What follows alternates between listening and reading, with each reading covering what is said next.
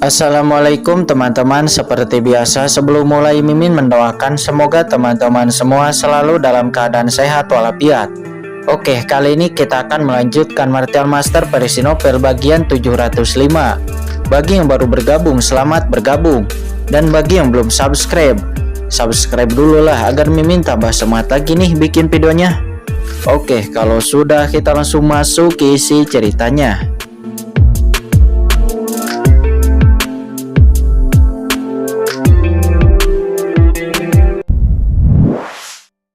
Dia tidak mengerti bagaimana mungkin seniormu merekomendasikan orang seperti itu untuk datang. Dia menggelengkan kepalanya lagi dan lagi. Anak muda, jika Anda tidak dapat mengupgrade senjata suci ini ke tingkat bumi, maka menyerahlah dan jangan buang waktuku, kata Tuan Papiliun itu. Tidak bisa mengupgrade-nya. Qin Chen tersenyum. Dia memegang senjata suci itu di tangannya. Itu adalah pedang panjang dengan panjang 3 kaki dan lebar 2 jari. 3 hari itu terlalu lama. 30 napas pemuda ini bisa mengupgrade-nya, kata Qin Chen. Setelah mengatakan itu, mata Qin Chen meledak dengan cahaya dingin dan dia langsung bergerak. Qin Chen mengulurkan tangannya dan segera senjata suci itu muncul di tangan Qin Chen. Dan pada saat yang sama Qin Chen telah mengeluarkan api es Yokong Bingan. Napas api dingin tiba-tiba menyebar. Api macam apa ini? Tuan Papiliun dan wakil Tuan Papiliun merasakan api es dan mereka berdua terkejut. Jelas mereka tidak bisa mengenali nyala api di tangan Qin Chen. Dengan identitas dan status mereka, mereka tahu banyak tentang nyala api di surga. Tetapi ini adalah pertama kalinya mereka melihat api es Yokong Bingan. Dan nyala api semacam ini mengandung ruang dan es yang mengejutkan mereka berdua. Ini juga mengarah pada fakta bahwa di Papiliun Qige hanya ada sedikit penyuling dengan api aneh. Dan pemuda di depannya ini mampu menghasilkan nyala api yang mengerikan, yang jelas di luar dugaan mereka. Namun apa yang dikatakan Qin Chen sebelumnya membuat ekspresi Tuan Papiliun dan wakil Tuan Papiliun G itu semakin jelek dan syok. 30 napas bisa melakukannya. Apa pendapat anak ini tentang alat pemurnian? Mengupgrade senjata suci ke tingkat selanjutnya. Bahkan seorang penyuling puncak seperti wakil Tuan Papiliun G, dia tidak akan berani mengatakan bahwa dia dapat mengupgrade senjata panah ini hanya dengan 30 napas. Saat ini api es yang menakutkan di langit yang kosong bermekaran dan rune jalan di kehampaan terbakar. Dan dua Tuan Papiliun itu segera melihat bahwa lubang padat berbentuk titik mulai muncul di pedang itu. Tuan Papiliun itu menggelengkan kepalanya berulang kali dan dia bahkan tidak repot-repot untuk menonton Qin Chen menyempurnakan. Hanya saja dia baru saja selesai berbicara. Titik-titik kosong itu telah memancarkan cahaya yang mengerikan dan jejak kekuatan tak terlihat telah lahir untuk mengisi celah ini. Apa itu? Mereka berdua terkejut. Apakah mereka berdua terpesona? Tidak, ini adalah materi meteorit bintang 10.000 tahun.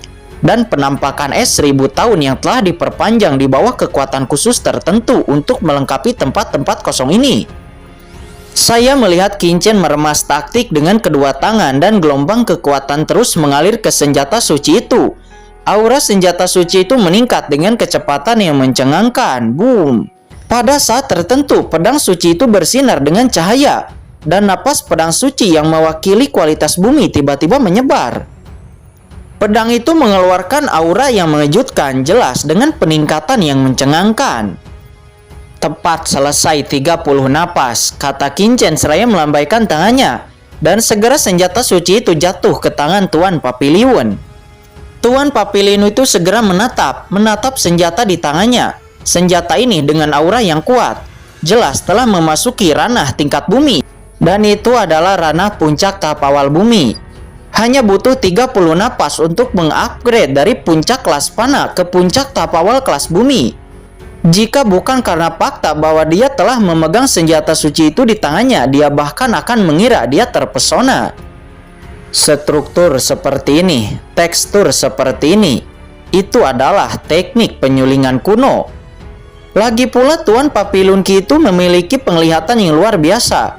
Setelah terkejut, dia melihat dengan hati-hati dan segera melihat petunjuk bahwa Qin Chen menggunakan teknik penyulingan yang telah hilang di zaman kuno. Memang orang yang direkomendasikan oleh seniormu. Sebelumnya saya pikir pihak lain terlalu sombong, tetapi sekarang nampaknya saya yang salah. Tuan Papiliun, saya tidak tahu apakah sertifikasi penyuling junior telah lulus, tanya Kincen. Lulus, secara alami lulus, kata Tuan Papiliun.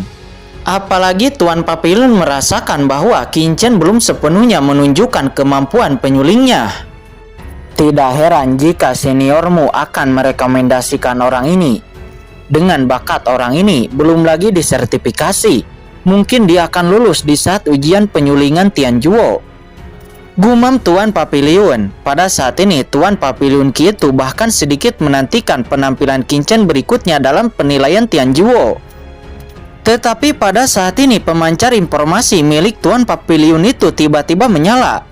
Kemudian Tuan Papiliun itu memeriksanya, dan tiba-tiba matanya sedikit berubah. Jelas bahwa dia telah menerima beberapa informasi penting. Kemudian Tuan Papiliun itu berkata, "Anak muda, Tuan Papiliun ini meminta maaf atas apa yang dikatakan sebelumnya. Wakil Papiliun G, Anda akan segera membantu Kincen mendapatkan sertifikasi penyulingan kerajinan lokal, sehingga dia dapat berpartisipasi dalam pemurnian Tianjuo." "Ya, baik Tuan Papiliun," kata wakil Tuan Papiliun G itu. Dia buru-buru membungkuk. "Anak muda, saya sangat optimis dengan Anda. Jadi saya harap Anda bisa berhasil dalam penilaian Tianjuo," kata Tuan Papiliun itu. Setelah mengatakan itu, sosok Tuan Papiliun itu langsung menghilang. Jelas berita sebelumnya sangat penting baginya. "Master Papiliun Qin, Direktur Wo Rui, silahkan datang dan lakukan formalitas," kata Tuan Wakil Papiliun G. Dia memiliki prestasi untuk Kincen. Penyuling muda seperti itu yang sangat dihargai oleh seniormu juga akan berpartisipasi dalam penilaian Tianjuo. Siapa yang tahu apa yang akan terjadi di masa depan?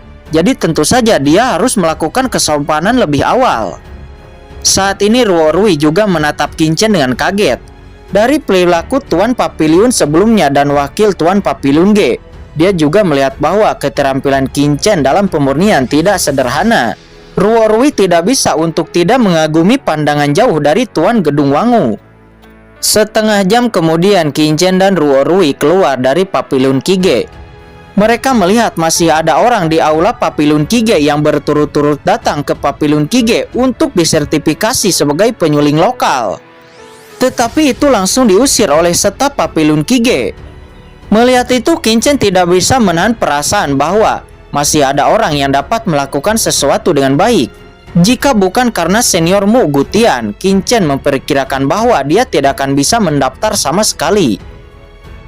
"Master Papiliun Qin, penilaian dan pendaftaran penyulingan Tianjuo akan diserahkan kepada kami di hari berikutnya." Setelah beberapa pengalaman, Ruo Rui lebih sopan kepada Kincen. "Baiklah," Kincen mengangguk. Dia mengeluarkan kartu giok itu dan tertawa. "Saya tidak berpikir kartu giok dari seniormu ini begitu mudah digunakan. Itu seharusnya dapat digunakan lagi lain kali," kata Kincen. Mendengar kata-kata Kincen, Ruo Rui tiba-tiba tertawa. Tepat ketika Kincen akan bertanya mengapa Ruo Rui tertawa, kartu giok di tangan Kincen itu langsung terbelah dengan satu klik. Dan kartu giok itu langsung berubah menjadi abu lalu menghilang. "Oh," Kincen terdiam. Ternyata kartu giok ini adalah produk sekali pakai, dan dia bahkan tidak menyadarinya. Namun Kincen kemudian tidak memikirkannya. Dia kemudian kembali ke Gedung Wangu. Namun kali ini dia tidak berlatih, tetapi mulai melakukan investigasi terhadap seluruh kekuatan di Yunzhou. Selanjutnya Papiliun Chendi akan mendirikan bentengnya sendiri di prefektur Yunzhou, dan tentu saja harus memperhatikan kekuatan besar di sekitar Yunzhou. Di Gedung Wangu, selama kamu punya uang, kamu bisa mencari berita apapun. Kincen juga belajar banyak tentang keluarga Pijiwa yang telah dia hancurkan, dan menemukan bahwa keluarga Pijiwa ini sangat menentukan setelah jatuhnya leluhurnya. Dan beberapa master dari keluarga Pijiwa yang tersisa, di bawah kepemimpinan Li Wanshu, mereka langsung berlindung di bawah Tuan Negara Yunzhou. Li Wanshu ini sangat terkenal. Dia adalah saudara perempuan dari Li Dongyu, yang paling cantik dan sombong di Yunzhou. Dalam hal bakat dan kekuatan, Li Wanshu jauh lebih menakutkan daripada Li Dongyu. Dia telah menembus basis kultivasi suci bumi dan sepenuhnya dibudidayakan oleh keluarga api jiwa dan merupakan pewaris masa depan dari keluarga api jiwa. Apalagi dia memiliki hati yang dalam. Dia tidak pernah terburu-buru untuk menikah. Saat ini dia hanya untuk mencari pelindungan dan akhirnya dia menemukan Yun Mengje, Zhouji. Kali ini leluhur keluarga api jiwa telah tumbang. Untuk meningkatkan kekuatannya, dia telah memasuki tanah leluhur keluarga api jiwa sendirian. Setelah 9 kematian, dia langsung melangkah ke puncak tapair alam suci bumi. Dia memiliki harapan untuk menjadi orang di ranah suci surgawi. Dia sekarang adalah kekuatan sebenarnya dari keluarga api jiwa. Saya khawatir wanita ini saat ini sangat membenci kota Changsuan dan juga Qinchen. Tetapi Qinchen tidak peduli. Tidak peduli seberapa kuat wanita ini. Di mata Qinchen, dia hanyalah seorang junior. Dia bahkan bisa membunuh leluhur tua dari keluarga api jiwa. Lalu bagaimana mungkin dia bisa takut dengan generasi muda dari keluarga api jiwa? Satu-satunya hal yang dipedulikan oleh Qinchen adalah Gubernur Yunzhou. Ini adalah hegemon sejati Yunzhou, raksasa pemegang kekuasaan dan kuat. Dia telah menjadi orang di ranah suci surgawi selama bertahun-tahun. Ini adalah master yang berkali-kali lebih kuat daripada leluhur tua keluarga api jiwa Li Luo. Awalnya tidak ada konflik antara dirinya dan penguasa Yunzhou, tetapi kali ini Li Wanshu benar-benar memiliki kontrak pernikahan dengan Yun Mengje. Dibandingkan dengan Li Wanshui, Yun Mengje bahkan lebih terkenal di Yunzhou. Dia benar-benar adalah arogan nomor 1, dan dia adalah orang pertama yang memasuki ranah puncak tapair alam suci bumi dari generasi muda. Sementara Qinchen memikirkannya, 3 hari kemudian Ao Qingling, Qin Tinting, dan Master Pengobatan Kuno telah tiba. Saya menunggu dan saya telah melihat Chen Xiao. Mereka sangat bersemangat saat melihat Qinchen. Mereka berpikir bahwa mereka tidak akan bertemu Qinchen untuk waktu yang lama. Tetapi mereka hanya bangun selama sebulan, dan mereka telah bertemu lagi. Hah? Apakah Anda menerobos puncak tapair alam suci bumi? Qinchen melirik Ao Qingling dan Qin Tinting tanpa diduga mereka berdua memiliki aura yang menakutkan. Di antara gerakan mereka, asal-usul suci bumi yang menakutkan melonjak, dan mereka jelas telah memasuki ranah puncak tapair alam suci bumi. Meskipun asal-usul suci bumi yang melarikan diri tidak cukup stabil, itu seharusnya belum lama sejak terobosan mereka. Tetapi itu adalah puncak tapair alam suci bumi. Baiklah, kalian berdua telah membuat terobosan, dan pemuda ini bahkan lebih percaya diri, kata Qinchen. Dia sangat gembira. Dia menyapa semua orang untuk datang. Ada alasan untuk mendirikan markas Papillon Cendi, tetapi alasan yang lebih besar adalah dia berharap Ao Qingling dan Qin Tinting bisa lulus penilaian seni bela diri Tianjuo. Dengan cara ini, meskipun dia tidak ada, mereka berdua akan memiliki sumber daya yang cukup untuk memasuki ranah suci surgawi. Adapun Master Pengobatan Kuno, Sang Gukong, dan beberapa orang suci bumi yang tak tertandingi dari keluarga Ao lainnya, Qinchen tidak mengembalikan harapan, dan mereka bahkan tidak memiliki kesempatan untuk mendaftar. Informasi dari Gedung Wangu sangat jelas menyatakan bahwa penilaian seniman bela diri Tianjuo bukan untuk kekuatan tempur, tetapi untuk bakat seni bela diri, kekuatan jiwa, dan keterampilan tempur. Meskipun Sang Gukong dan yang lainnya juga adalah puncak tapair alam suci bumi, tetapi mereka sudah terlalu tua dan kehabisan potensi. Waktu saat mendesak, Qinchen tidak berbicara omong kosong dan dia langsung mengirimkan tugas. Mendengar ini, semua orang terkejut. Seorang seniman bela diri dari Tianjuo. Ao Qingling dan Qin Tinting terkejut. Mereka berasal dari kota Changsuan, dan mereka bahkan tidak tahu apa itu Departemen Tianjuo. Qinchen tidak berbicara omong kosong dan langsung memberi mereka informasi secara langsung. Mendesis, Ao Qingling dan Qin Tinting semuanya terkejut saat melihat materi kerja yang direkam oleh Gedung Wangu. Tianjuo, ternyata itu adalah kekuatan besar yang menyebar ke seluruh alam surga. Bahkan itu lebih menakutkan daripada rumah mansion Guanghan tempat mereka berada saat ini. Jadi bagaimana mungkin mereka tidak terkejut? Chen Xiao, bisakah aku? Ao Qingling dan Qin Tinting sedikit gugup.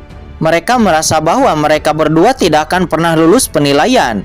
Meskipun mereka telah menjadi puncak tapair alam suci bumi, namun semua itu diberikan oleh Qinchen. Ya, momennya terlalu singkat dan mereka belum memiliki kepercayaan diri. Ada apa dengan kalian? Kincen menus dingin. Ingat, kalian berdua adalah jenius dari Papillon Cendiku. Kalian sudah menjadi master di puncak tapai dalam suci bumi di usia muda. Mengapa kalian tidak bisa melewati langit? Penilaian Tianjuo. Kalian harus percaya diri dengan kemampuan kalian sendiri. Apalagi penilaian Tianjuo saat ini adalah untuk menemukan kejeniusan di usia muda. Inilah alasan mengapa saya mendaftarkan kalian berdua. Sangat mungkin untuk lulus, kalian berdua masihlah sangat muda, jadi harapannya sangat besar. Kata Kincen seraya menatap kedua wanita itu dengan mata yang panas. Sungguh, dalam benak Chen Shao dia masih memiliki posisi seperti itu. Ao Qinglin dan Qin Tingting hanya merasa wajah mereka memerah. Hati mereka mendidih dan kepercayaan diri mereka melonjak. Yah, bahkan Kincen percaya kepada diri mereka sendiri. Jadi apa yang perlu ditakutkan oleh mereka? Apa yang tidak bisa dilakukan di depan Kincen? Untuk mengikuti jejak Kincen, bergabung dengan Tianjuo tidak diragukan lagi merupakan cara terbaik. Chen Shao, kami mengerti. Ao Qinglin dan Qin Tingting langsung memutuskan bahwa mereka harus lulus penilaian Tianjuo. Selanjutnya mereka semua mengetahui bahwa Kincen telah menyelesaikan toko dari Gedung Wangu. Dan semua orang langsung terkejut. Gedung Wangu adalah kekuatan lokal di Guanghan Mansion. Itu adalah merupakan sebuah kekuatan teratas di rumah Guanghan. Dan sub-bangunan tersebar di banyak prefektur. Kincen baru saja berada di Yunzhou selama lebih dari setengah bulan. Dan dia telah menjalin hubungan yang baik dengan Gedung Wangu. Bagaimana mungkin Master Pengobatan Kuno tidak terkejut? Selain itu, Kincen juga mengatakan bahwa Papillon Cendi akan bekerja sama dengan Gedung Wangu di masa depan. Yang hampir membuat Master Pengobatan Kuno dan yang lainnya gila.